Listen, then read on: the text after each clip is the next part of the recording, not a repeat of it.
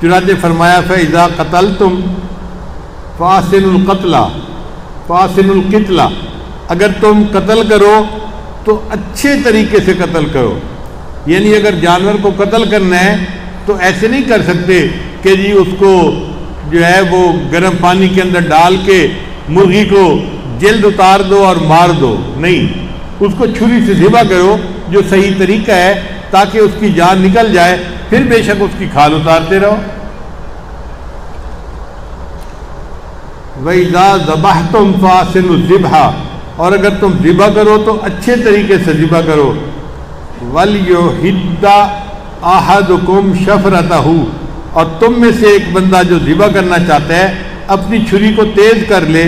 وَلْيُرِحْ ذَبِيحَتَهُ، اور اپنے جانور کو آرام سے رکھے.